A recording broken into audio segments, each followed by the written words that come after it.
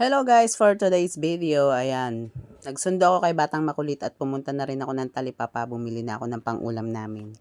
At magugulay kami ulit ngayon guys, kasi ang ulam ng mga anak ko kaninang maga, pagpasok nila, ay frozen. Ayan. Pero, hotdog lang naman yun, tsaka inanuhan ko ng itlog.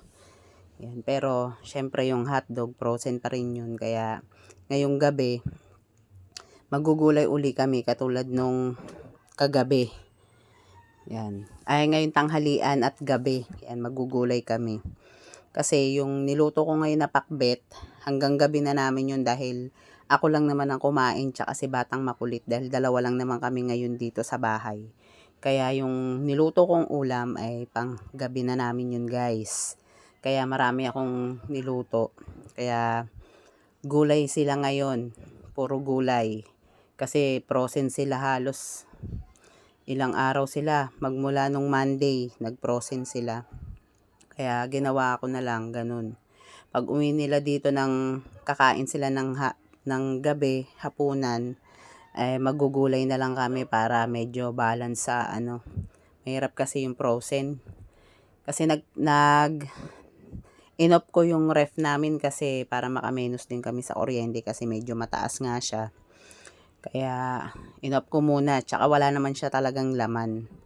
At medyo malamig naman ngayon dito dahil panay nga ang ulan. Kaya hindi na rin kailangan ng yelo. Dahil malamig na rin ang tubig. 'Di ba? Para makamenos-menos din dahil puro gastos kami ngayon guys. Dahil bayarin ng anak ko sa school. Kailangan ng Tsaka syempre yung baon nila araw-araw. Mahirap din. Ayan. Ginisa ko na nga lang rin siya guys.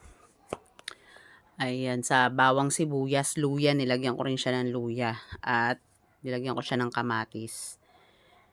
Yan. Gisa muna natin siya ng maigi. At syempre, pag ginisa na nating maigi yan, nilagay ko na yung gulay. At ayan, nilagyan ko na rin siya ng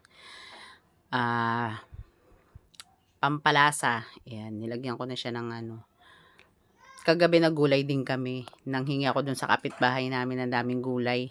Dahon ng ampalaya, tas meron silang eggplant, tas ang daming sili, nanguha na rin ako. Kaya paborito naman nila yung ulam namin kagabi. Kaya ayun, wash out talaga. At ayan, syempre pagtas magluto ni Inday, kakain na. Dahil syempre dami ng gutom, 'di ba? Naglakad lang siya. Balikan ng lakad, tas nagpunta pa kami ng Talipapa. Pero malapit lang rin naman dun sa school yung Talipapa.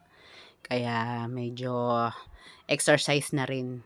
Yun. Inanuhan ko na nga lang ng jacket si Batang Makulit kasi medyo umaambon-ambon siya. Hindi talaga magmula umaga. Nung gabi pa lang umuulan na siya. Pangit na ng panahon. Kaya ingat-ingat guys dahil sa dami ng mga dito sa atin. Kailangan doble ingat tayo. Dahil sa mga lindol. Tapos may mga nasusunugan.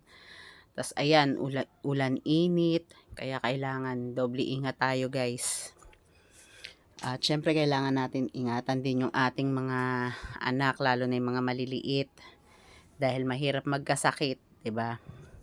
Mahirap pag bata ang magkasakit kasi parang ayaw nilang magsalita kung anong masakit sa kanila pag may mga sakit, 'di ba? Thanks for watching.